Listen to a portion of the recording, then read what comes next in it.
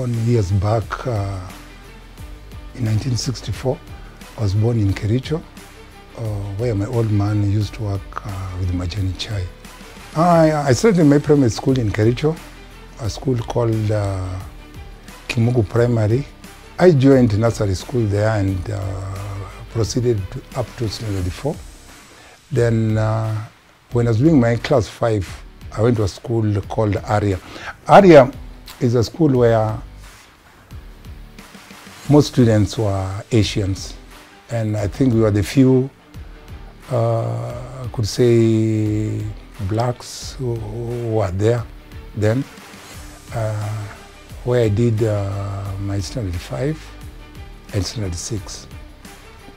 That's in Kericho. Then from Kericho, I proceeded to Kisumu in Aria Primary School.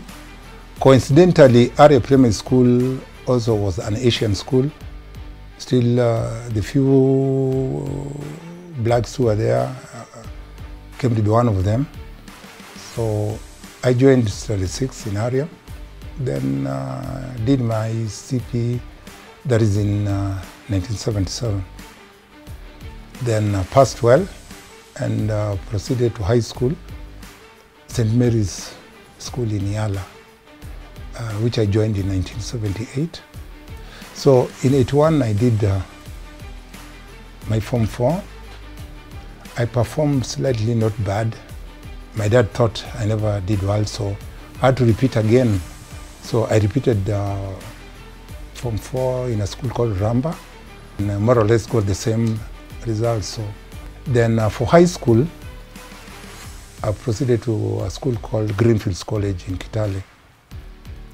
Greenfields College, Kitale, that was in 84, 85.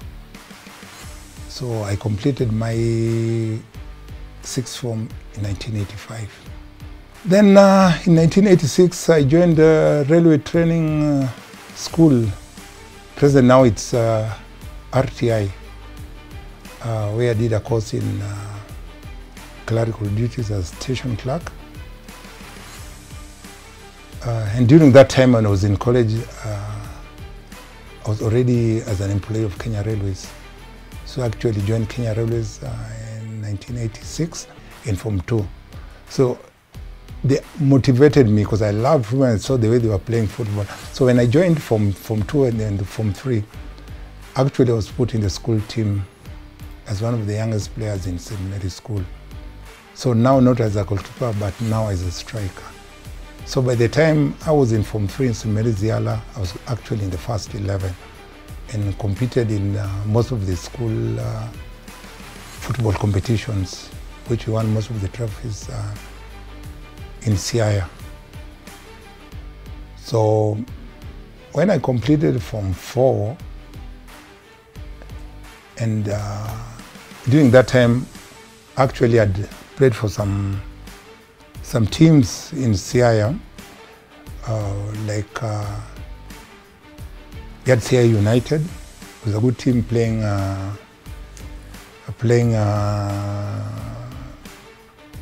the provincial league that time. We also had the Yala teachers. They also played provincial league in Yala. So when I was in school, in the secondary school, at the same time I was playing for some teams playing in the lower league, which actually gave me easy time to understand and to get experience in playing football. So when I joined railway training school in 86, we had the Kikoso games. So when we have the Kikoso games in 86, and I emerged the top scorer in the tournament. It was held in Meru. Then from there, I actually met a lot of players from other big teams, Gor Mahia and FC, who are playing for the corporate teams. That was the parastatal, sorry, like APA, Kenya Airways. They've a means of work to prove my ability as a striker. Growing up, it was like a household name. Everybody was talking about Peter Dawo, his famous goals for Gor Mahia. My late father was a huge fan of him. So personally, as a kid, I didn't know much about him, but from what I could hear about him from my father, kind of like, I started developing an interest of getting to know this Peter Dawo. Well, with life you never know. Years down the line, I'm with Peter Dawo, working in the same department, and he's up there. So for me personally, it's a dream come true. Yeah, from someone your father used to talk about, and now you're seeing him in person. I think it's a good feeling.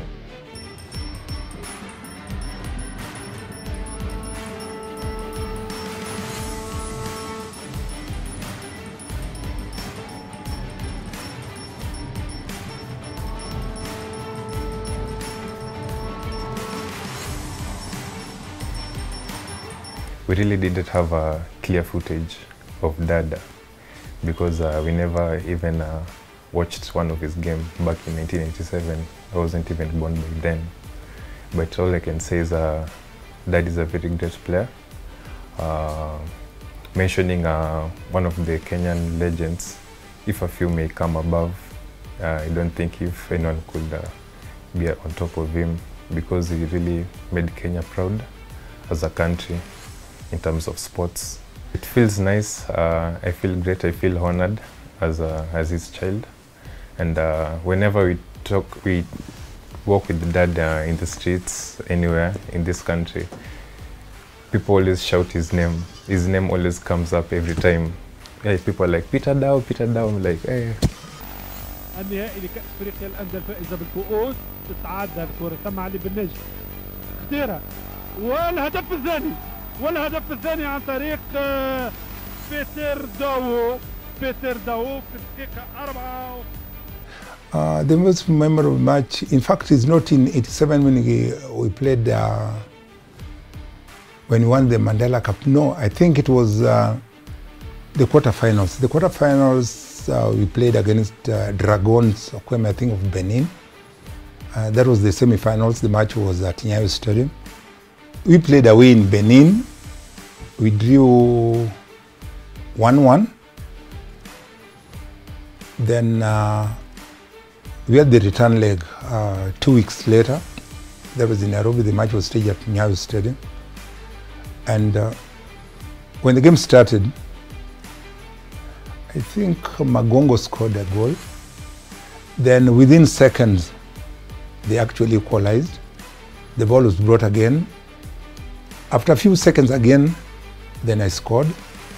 In the first half, this was in the first half. Then a few seconds again, they also score again. 2-2.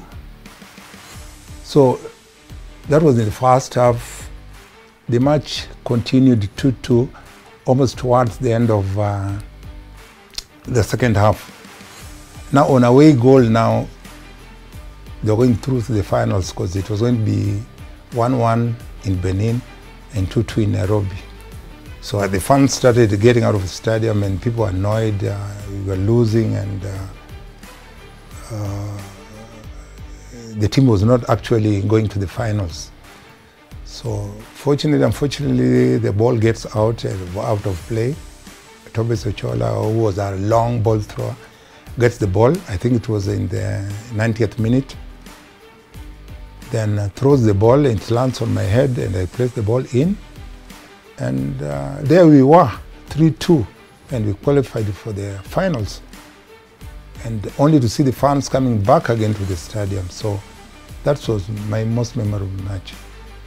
The first match I played was in 1988. We actually went to the quarters of the same tournament. We beat the team, I think, in Nairobi. It's a Congolese team. We beat them in Nairobi, I think it was 1-0.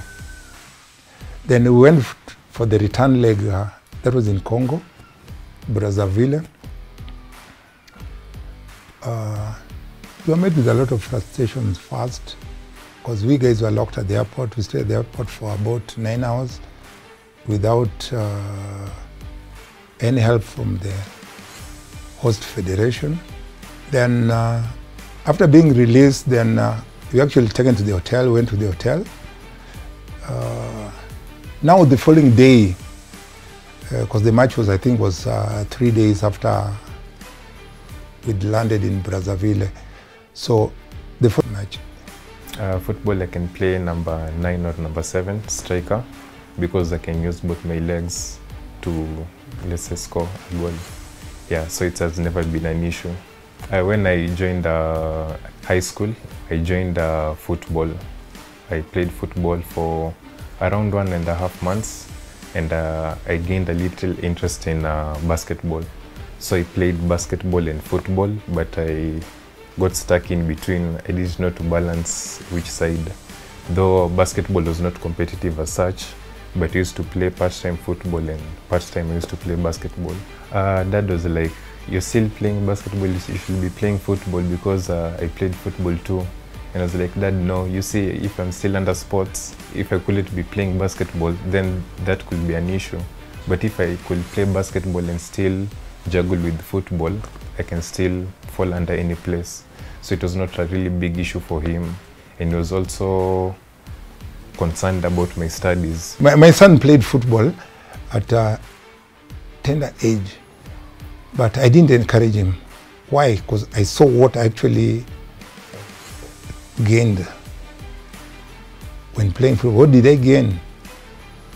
To me, it was fame, and that's it. And that fame was not putting any food on the table. So if he went to school and studied and maybe got a good job, then we'll actually help him. And that has actually happened now. So he never played football. He's graduated and has done a good course. So I don't blame him for not following my footsteps. But instead he's doing at least some games, he's playing basketball, but not very competitive, but he's playing. I can believe I'm as tough as he is in the field. And I can also say that, you see, let's say when I meet up with my friends back in school, back at high school and even campus, people tell me like, mbona uchezi kama babako, babako anakukila pahali, wewe mbona ufuati nini zake. So I'm like, I'll just join because I was currently doing some course which I couldn't balance that much. Yeah, and I can also say I can, as I told you, I can play good football better than him. I actually embraced his dribbling technique on the line of the pitch. But he was known by scoring goals by his header. Actually, I have countless goals that I've scored with my head back in high school, because in high school is where I played football best, not in campus. What I think actually made football so interesting during a time, it was passion first. Every player used to have passion for the match, passion to play football, and also passion to play for his country, passion to play for his club. And like now, when players are not paid, they usually sabotage the team or they won't play. When we were growing up, I couldn't say that I never knew much about Dad until when I reached my early 10 years to come, 10 years and above there. So I started seeing some trophies in the house and I was like, Dad, what are all these trophies about? He started telling me playing football. He was showing me some pictures, some albums. So I started knew what kind of father that we are having as a family. So I can say that Dad is strong, he's sentimental, he's very hardworking, he really cares about us. Back in 2010, yeah, we were going to watch some Gor Mahia games back in City Stadium, and also witnessed the Sakata Ball Challenge, which was back there at around 2011. Gor Mahia and FC, I think that was the best rivalry. Why? There's a time when the government said, I think the late President Moi talked about not wanting the tribal clubs. But to me, the tribal clubs actually brought the competition very competitive. So when the tribal clubs were like almost done away with, then the competition bit of it actually came down. The rivalry between God and FC has been there for quite some time, especially during my days. I can remember there's one of the matches, not even one, some of the matches, when you go to the pitch, before the game starts, already the fans had fought, the tear has been thrown. You see, during those days, we never used to have EPL League shown live. I think it used to be football made in German. It's the only football which was seen on telly. So people had nowhere and nothing now to watch. So the only thing they could watch in football was just to watch the local clubs. And this actually was a good gesture to Kenyan football. Unlike now, people are going to the stadium, and if you go to a small den where people are watching EPL, you get millions and thousands of people watching EPL. We don't blame the government on that, because if I put on a Chelsea t-shirt, the government doesn't come in there. What I think is the generation which is there now, you get the parents already into that, and the children grow following what their parents follow. Because you get most of the family, like you get their wife in Arsenal, and the husband is Chelsea, and the kids also, mimi niko Arsenal, mwingine yuko Chelsea. Why then they say mimi niko Gor, huyu yuko FC? We don't have that one nowadays, simply because of this APL.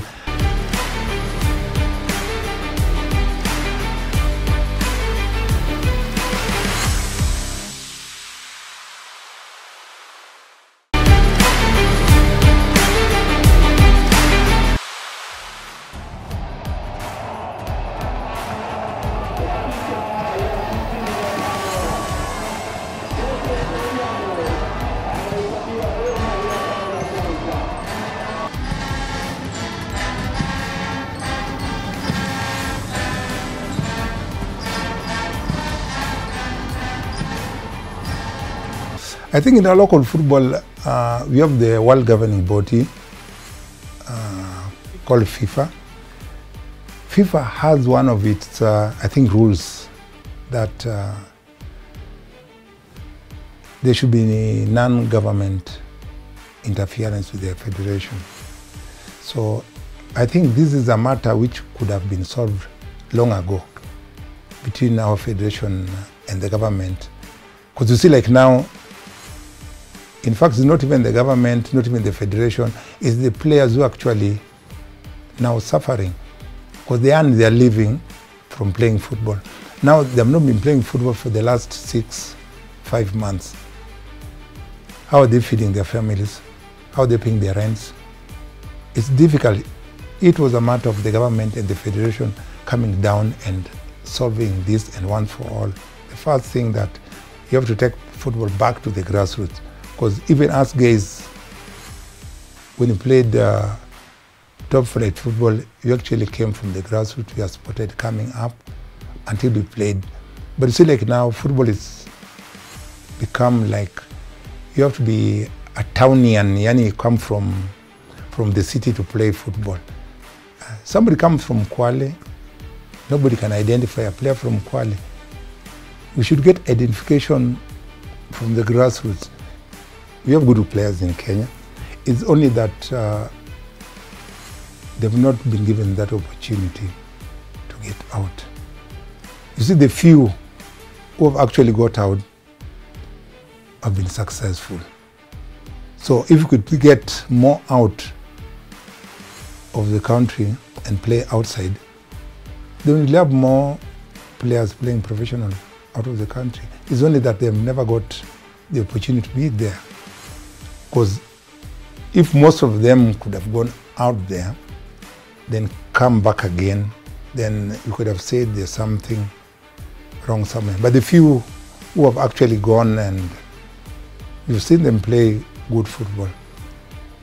And on the other hand, we need academies in Kenya, because if you find like Olunga I think came from one of the academies here.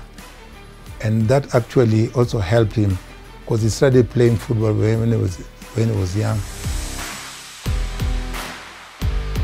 You get, my dad never used to like me playing football from the word go. Because I can remember in the early 70s, I think I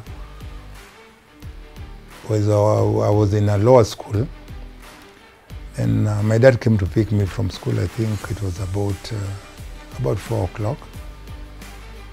And you see, those days, we used to play barefooted. So if you have the butter shoes, you have to remove them and keep them aside and play barefooted. So he came to pick me. So when I went to the place where I left my boots, I only find my bag, and where I left my shoes, the shoes were not there. So it was very funny, and I usually sat in the front seat. So when I went in, I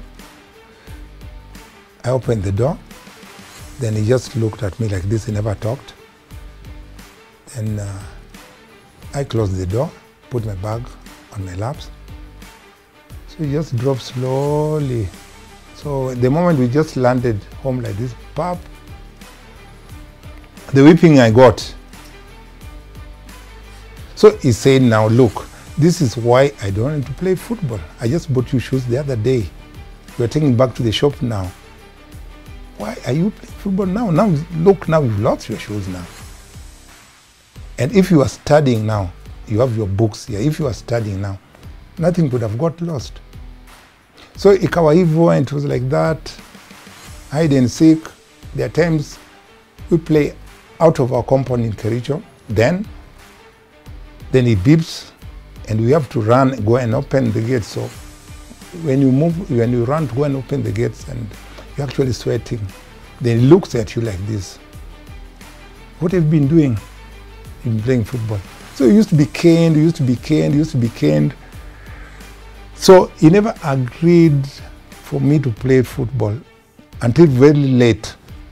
And if I take you back in '89, I think there's a coach who came from Belgium. He wanted me to join a Belgium side. That was in 1989. I was staying in Nairobi. I was working for railways. My dad was working in Kericho. So he came in Nairobi and told me, Dawo, I want you to go and join my club in Belgium. No trials, just go and join the club. Then I told him, no, you have to ask my dad. Where's your dad? He's in Kericho. Oh, I'll get a cab and go to Kericho. So the Mzungu moves to Kericho, goes and talks to my dad.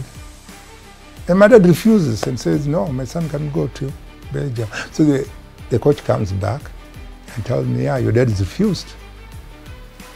You can go to Belgium. Why is he refusing? I only want to play in Belgium. But I go and try again.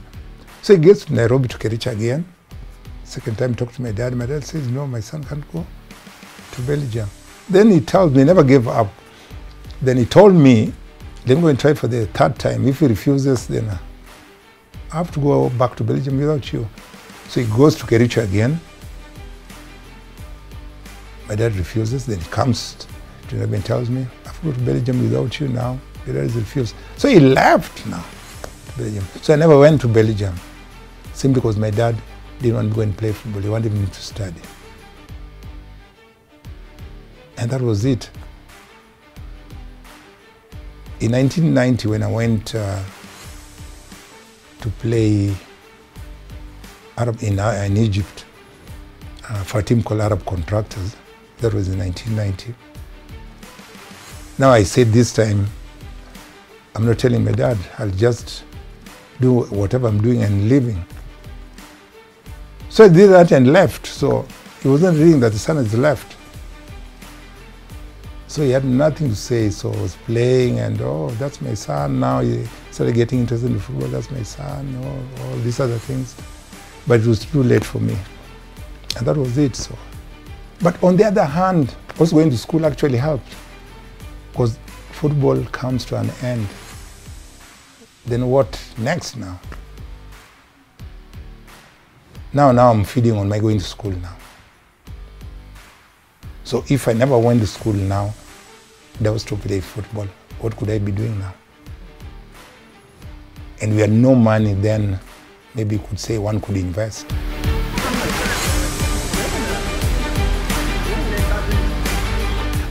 What I think, this matter of you getting young players talking about not getting connections, and just talking about corruption also in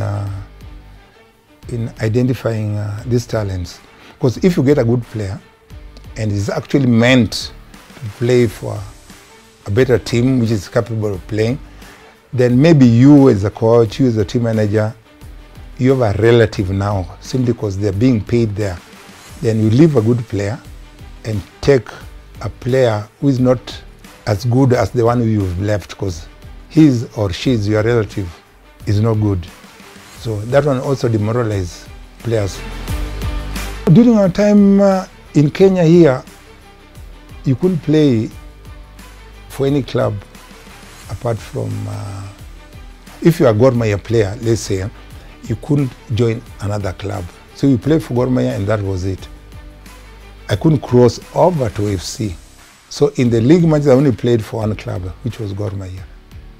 So I think it was in late 80s when Zangi was the first player to cross from Gor to FC. Then from there, players started just crossing now over. So me, I never played for any. I only played for Gor Mahia in Kenya. Peter played way back. I joined Gor from 2014, when we won the league. I was part of that group with Bobby Williamson, and then Frank Natal took over all the way to 2015 before moving to Sony Sugar. Of course, when you get to Gor Mahia, you can't miss hearing about Peter Dawo. He's loved, his memories are still there, even if they were created 20 years or 10 years ago. It's like it happened just the other day. So when I got to Gor Mahia and I'm now hearing more about Peter Dawo, I developed the interest of getting to know this guy in person, but I didn't have the opportunity. So Google came in handy, always searching about his name, and then from there, yeah, I developed interest about Peter Dawo. Little did I know that when I'll be moving to Kisumu, now I'll get to be near Peter Dawo. And when I joined Kisumu, we have also developed a relationship, me and him. I look at him as a father figure. He has helped me a lot, settling down in Kisumu. And also, when I started joining the coaching courses, he's one of the instructors, and he's always been helpful. Calling him and asking for a piece of advice, he's always been there. If you get almost, I think, more than 3/4 of the goals I scored with my head. And all the crucial goals scored by Gor Mahia during my time, I'm the one who scored those crucial goals. So it became very like, I give an example, now I'll give you one example again. When we were playing the finals now, that was the first leg in Tunisia, in Tunis. In Tunis, the team Esperance got 2 penalties. They awarded 2 penalties, the first leg. Then the late Kamisi Magongo scored 1 goal. Then now you are trying, so you have not scored, and I'm used to scoring. I was not scoring, so I was feeling like, I don't know. So in the 90th minute, now David Ochieng, the goalkeeper, gets the ball. He didn't start the ball from the back line, he just hit the ball in front. Then the late Anton Dolly flicked the ball, and the ball came on my feet. I just thought, can I just try and about 20 yards. So when I did that, it went in. So it was 2-2. الهدف الثاني عن طريق So I felt happy after scoring, but I felt so bad when we were trailing 2-1 and me as had not scored. I was feeling very horrible. But you get most of these matches, the last minute, I used to score. And don't ask me why, I don't know. I don't know. People say maybe I had juju, and that juju made me to score during the dying minutes. There was no juju there. I'm not a good penalty taker. I think that was, I've missed a penalty, one, a very crucial one. We were playing against Buraris. That was in 1988. The match was a replay. It was a qualification, I think, for one of the trophies in Kenya. Then it was a replay. Now, we played like today, then the match was rescheduled again for tomorrow. Then we went 0-0. Now, the penalty takers all took the penalty, they scored. Now those people who never knew, who are not used to taking penalties, where I was one of them. Then I hit the ball in the hands of the goalkeeper. I played for the national team. I joined the national team. In fact, I joined the national team in '87. I was in the team which played 4th All African Games. I played Cup of Nations, the one which was in Morocco, Egypt, 1-0. During that time, in fact, Egypt was far much better than Kenya or the other African countries, but we managed to draw with them. In fact, the one goal which they got, it was just like an incentive to them by the referee. Now you get that consistently in the national team is not there now, because you get every time a new coach comes, they usually change a new team. But during those days, you could get somebody playing for the national team for 10 years, for 5 years, 6 years, 4 years, which is unheard of now. The fans, during those days when I used to play, they expected a lot from me. All the time they knew when Dawo is not in the pitch, then they're not seeing goals. But when you are on the pitch, they expected goals. And God actually helped me. Almost all the goals, all the games I played, at least I came up with a goal. I want to tell Dad that he really made us proud. We feel so great. I also feel great personally as his child. I feel so mentored. I look upon him each day we wake up in the house. I really have memories of him and what he has been doing in this country for the past years. Yeah. So we really thank him every day for what he really did for us and lifting the family name up high, which is Dawo. Dawo is a very great name.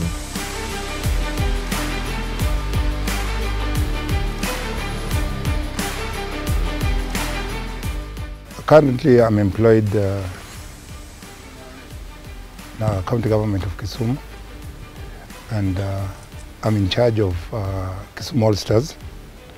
I actually oversee what Kisumu All Stars do as per their day-to-day activity. So, in short, I'm the link between the county government of Kisumu and the Kisumu All Stars team. Kisumu All Stars team is a team sponsored by the county government, and the Department of Sport has a mandate, and the objective of forming the Kisumu All Stars is going throughout all the wards in Kisumu County and getting the youth who can actually play football. So actually nurture and tap their talents, then expose them. So exposing them here is actually when they're playing the leagues. So when any team sees any good player here, we usually don't give any big deal like you should pay so much. We usually release the players to go greener pastures. That's the main objective of forming the Kisumu All-Stars. In the county government, in the Department of Sports, there are a lot of activities. So Kisumu All-Stars is one of them. Then we have the talent scouting throughout the Kisumu County, which our department do. I'm also involved. We have different activities, like in January we're having the Kekoska, that's Kenya Inter-County Sports Association. It's being held in Kisumu. I'm also part of it. So actually organizing sporting activities within the department. He has a role with Kisumu All-Stars.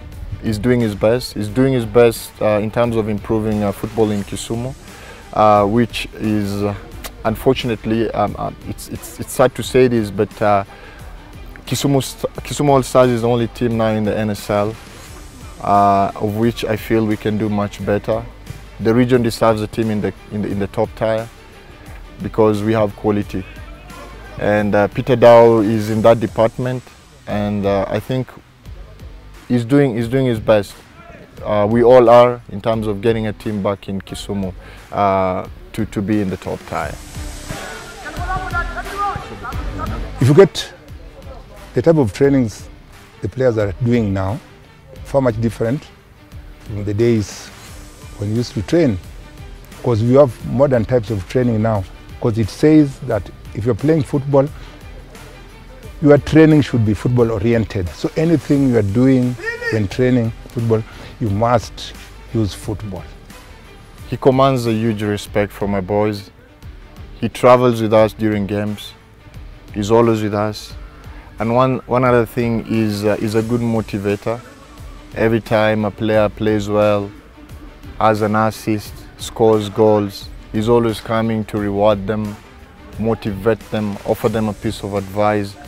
He's had a huge impact for Kisumu All-Stars players and even players from Kisumu. Everywhere he goes, if he walks, he has a name that he worked hard to create, and a name that gives him respect all around, anybody. And that is why I'm saying he remains a key figure in trying to change something in terms of football in Kisumu. I would like to tell Peter to continue living his life the way he's been living it. You know, I think sometimes as human beings we do our best and it's never enough. There are challenges, but for Peter to be where he is, I think he has made some sacrifices. He's taken care of himself. He looks great, his shape. He's gone through some tough times with the surgery, the knee and all that, but he's bounced back.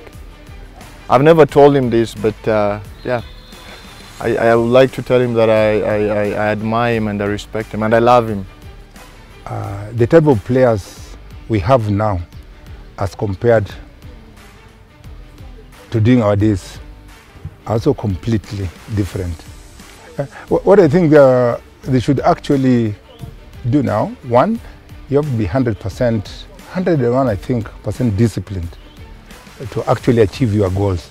Now football is actually paying. But apart from playing football, my other advice was you should have some side hustle also again, because you could be a good player today, then maybe after 2-3 days, then you get injured, you get a permanent injury, then what next? You still have to live. So when you are actually playing and getting some bits of money, you should actually have some side hustle, such that when football disappears from you, you can still lean on the other side.